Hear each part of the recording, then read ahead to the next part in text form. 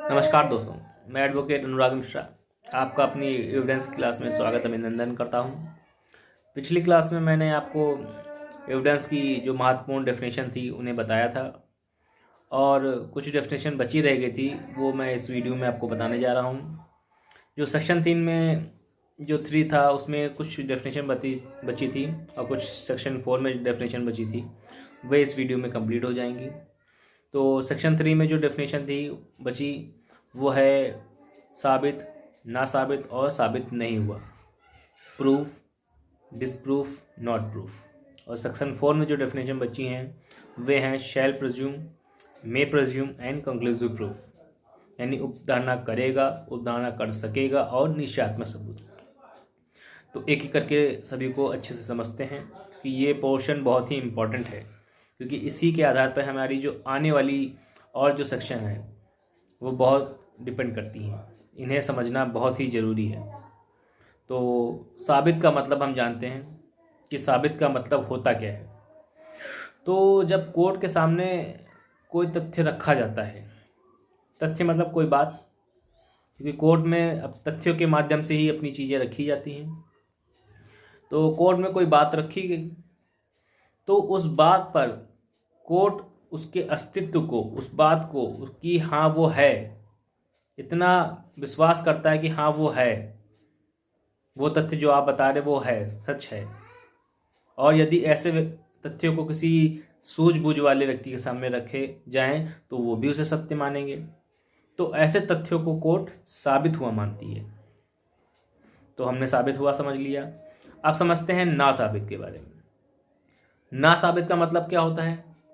जब कोर्ट के सामने कोई तथ्य या कोई परिस्थितियां रखी जाती हैं तो कोर्ट उस परिस्थिति के अस्तित्व को, अस्तित्व माने होने या ना होने के बारे में, कि अस्तित्व को ये जानती है कि वो अस्तित्व उसका है ही नहीं।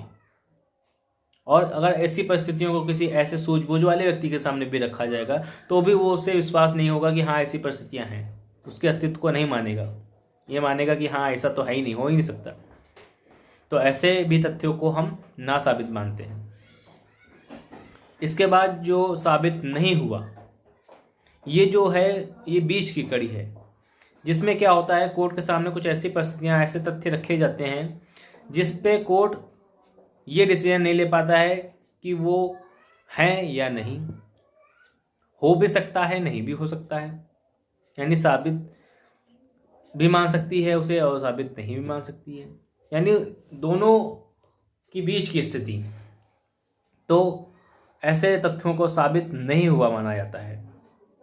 तो हमने तीनों चीज़ों को समझ लिया। इसके बाद हमारा जो अगला क्लास है सेक्शन 4 है, उसको समझेंगे।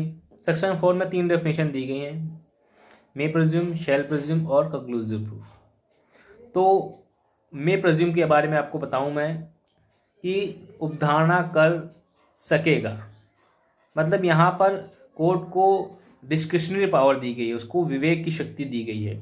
कोर्ट उस तथ्य को माने या ना माने, या वो चाहता है कि इस तथ्य के ये तथ्य पर्याप्त नहीं है, इसके लिए और सबूत चाहिए, तो सबूत भी मांग सकता है। तो जहाँ पर ये लिखा है उपधारणा कर सकेगा, वहाँ पर कोर्ट की विवेक की शक्ति आ जाती है। कोर्ट उसे मान भी सकता है और नहीं भी मान सकता है। कोर्ट उसके लिए अन्य और सबूत मांग सकता है आपसे।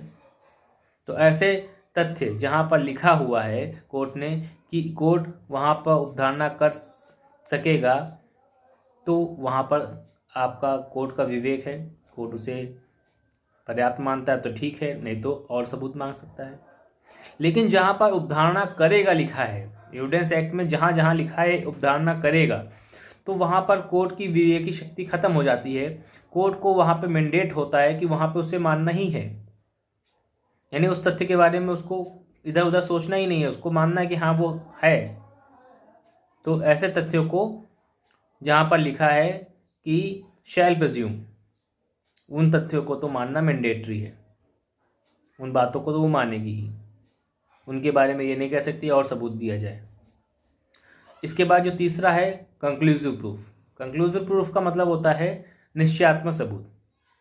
यहाँ पे ये होता है कि जब दो तथ्य हों और एक तथ्य को साबित कर दिया जाए, तो दूसरे तथ्य को साबित करना आवश्यक नहीं है, उसे साबित हुआ मान लिया जाता है। क्योंकि पहला तथ्य इस तरह का है जिसको साबित करने के बाद वो दूसरा तथ्य जो है अपने आप से साबित मान लिया जाएगा। तो जैसा एग्जाम्पल हम समझ लेते हैं इसको, कि अगर किसी बच्चे की धर्मनिष्ठता की बात है, लेजिटिमेसी की बात है, तो लेजिटिमेसी के बारे में ये कहा जाता है यदि वे ऐसे पेरेंट्स, ऐसे माता पिता से उत्पन्न हुए हैं जो वैध विवाह के अंतर्गत हैं और 280 दिन के अंतर्गत उस बच्चे का जन्म हुआ है, तो वो बच्चा धर्मज माना जाएगा। तो अगर हम ये साबित कर दें कि 280 दिन में उसका जन्म हुआ है, तो ये साबित करने की ज़रूरत नहीं है कि वो धर्मज है या अधर्मज है, तो उसमें निश्चयात्मक सबूत होता है कि वो धर्मज है। तो इस तरह से हमने अपने डेफिनेशन जो सारी थी वो कंप्लीट कर ली। अगर हमने इस डेफिनेशन के दोनों वीडियो को अच्छे से समझ लिया तो आगे जो सेक्शन आने वाले हैं वो बहुत ही आसान तरीके से हमें समझ में आएंगे, कोई भी परेशानी नहीं होगी। इसके बाद मैं जो अगली वीडियो बनाऊंगा वो मैं इस तरह से बनाऊंगा जैसा मैंने आपको ट्रिक बताई है कि बैरेट और घटना चक्र दोनों को साथ में लेकर बनाऊंगा, जिससे आपको क्वेश्चन भी क्लियर होते रहें और घटना चक्र कैसे पढ़नी है ये भी क्लियर होता रहे, किस चीज़ पे ज़्यादा फोकस करना है ये भी क्लियर होता रहे। तो आज के लिए इतना ही, धन्यवाद।